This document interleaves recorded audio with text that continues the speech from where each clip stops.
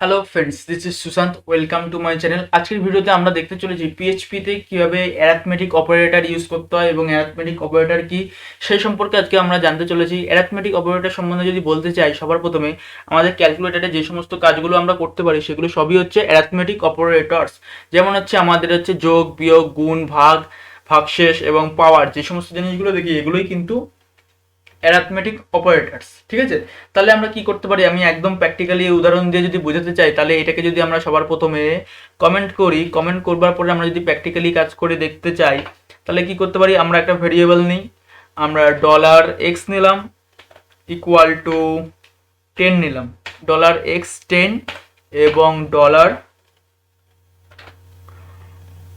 $y equal to 5। ঠিক আছে, নেওয়ার পরে আমরা যদি এটাকে $z করি ইকুয়াল টু কি করব, $x প্লাস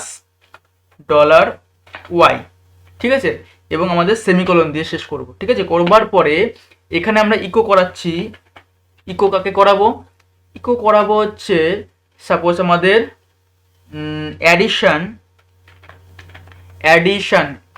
লিখলাম, অ্যাডিশন কি আমাদের এই জেড, আমাদের এই জেড এর মধ্যে তো রেজাল্টটা আমাদের এই এক্স প্লাস ওয়াই, এই যে দুটো হচ্ছে অপ্রিন, $x হচ্ছে একটা অপ্রিন, $y হচ্ছে একটা অপ্রিন, আর এদের এই দুটো অপ্রিনকে একটা অপারেশন মানে এই প্লাস, এই অপারেশনটার মাধ্যমে আমরা কি করেছি, যোগ করেছি।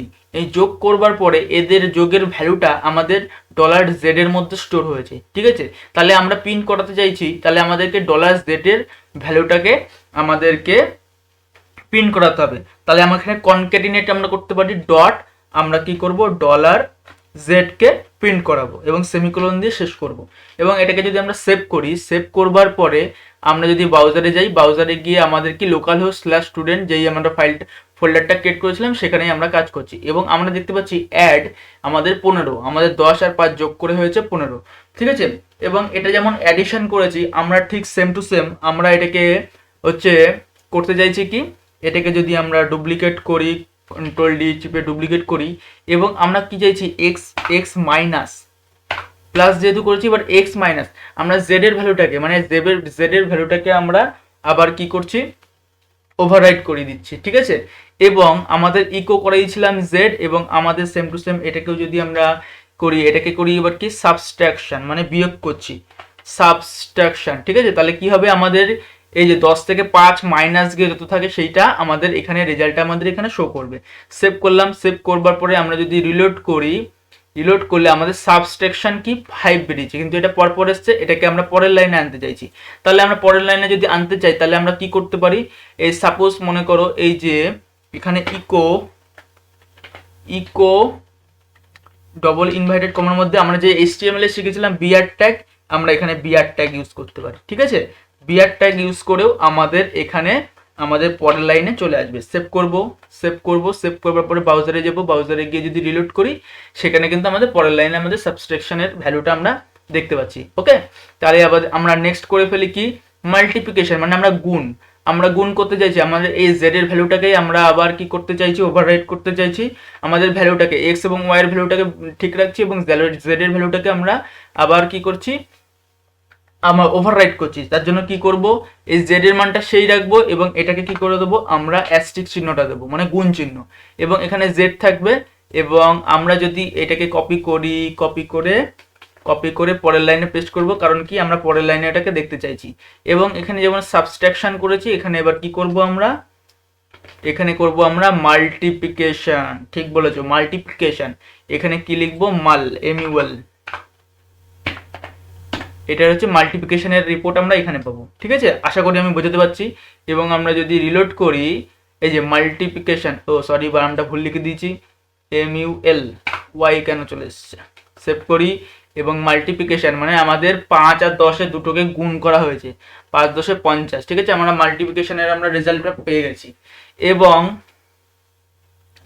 এবং আমরা হচ্ছে নেক্সট হচ্ছে মাল্টিপ্লিকেশনের পরে কি আসছে, ডিভিশন মানে কি হচ্ছে, ভাগ করা। তাহলে আমরা যদি ভাগ করা মানে কি বোঝায়, আমরা যে কোনো দুটো ভ্যালুকে ভাগ করি, যেমন আমরা বাংলায় বলি ভাগ করা, আমরা ঠিক এটাকে করব ডিভিশন লিখে দেবো। ডিভিশন করো এটাকে, এবং এটাকে আমরা ডুপ্লিকেট করব এবং এটাকে আমরা ভাগ চিহ্ন আমরা এখানে কি করব স্ল্যাশ দেবো। তার মানে স্ল্যাশ দেওয়া মানে এটাকে বলা হয় ডিভিশন করা, মানে ভাগ করা। এবং ব্রাউজারে গিয়ে যদি রিলোড করি এবং ডিভিশন 2, তার মানে আচ্ছা এখানে 2 কারণ হলো কি আগের হচ্ছে এগুলোর ভ্যালু চেঞ্জ হয়েছে, সেই কারণে এটা যেহেতু ওভাররাইড হয়েছে সেই কারণে এরকম দেখাচ্ছে, ঠিক আছে। তাই এটা 10 থেকে 5 ভাগ করলে কত হয়েছে 2 হয়েছে, ঠিক আছে। এবং আমরা যদি নেক্সট কি আছে আমাদের, নেক্সট হচ্ছে মডিউলাস। আচ্ছা মডিউলাস যদি আমি বোঝাই, মডিউলাস কি, আমরা দুটো ভাগ যে করেছি ডিভিশন, যে ভাগ করার পরে আমাদের লাস্টে যে অবশিষ্ট থাকে বা ভাগ শেষ যেটাকে বলে, ভাগ শেষ যেটা থাকে সেটাকেই বলা হয় মডিউলাস। সাপোজ মনে করো আমরা 5কে 2 দিয়ে ভাগ করব, ঠিক আছে, মানে 5কে 2 দিয়ে ভাগ করলে কি 2 দুগুণে 4, ঠিক আছে, 4 হলো, এবং 5 থেকে 4 মাইনাস করলে কি হয় তলায় 1 থাকে, সেই একটাই হচ্ছে মডিউলাস, ঠিক আছে। তাহলে আমরা যদি একটুখানি এখানে করে দেখাই, সাপোজ এগুলোকে একটুখানি বাদ দিই, অনেক হয়ে গেছে, এগুলোকে একটু বাদ দিই, আমি ফ্রেশ করে একটু দেখাই। তাহলে এখানে আমাদের কি আছে 10 আছে, 10 আর 5 এর মডিউলাস কি হয় 10 থেকে 5 দিয়ে করলে 5 দুগুণে 10, এবং নিচের ভাগশেষ কি থাকে 0 থাকে। তাহলে এটা যদি আমরা মডিউলাস বের করি, তাহলে এটাকে যদি আমরা মডিউলাস যদি বার করি, সেভ করি, তাহলে মডিউলাস কি হবে 0 হবে, ঠিক কি না। দেখি আমাদের 5 দুগুণে 10, আচ্ছা 2 দিয়ে ভাগ করেছি, ঠিক আছে, 2 হচ্ছে আমাদের ভাগ যে মডিউলাস, আমাদের রেজাল্টটা বেরিয়েছে 2, ঠিক আছে।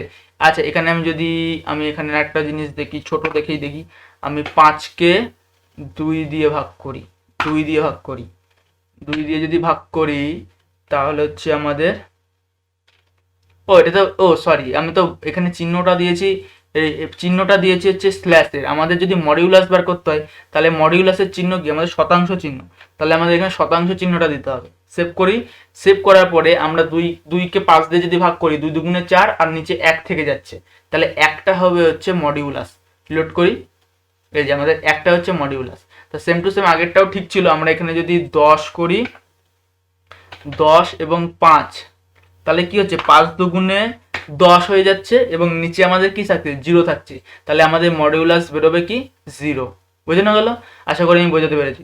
মডিউলাস গেল। আর কি এক্সপোনেনশন মানে হচ্ছে পাওয়ার, ঠিক আছে, মানে হচ্ছে 10-এর পাওয়ার বা 10কে 5 বার গুণ করলে কত হয় সেটা, ঠিক আছে। তাহলে এখানে যদি আমরা ডবল অ্যাস্টেরিস্ক চিহ্ন দিই এবং এটাকে যদি এক্সপো লিখি,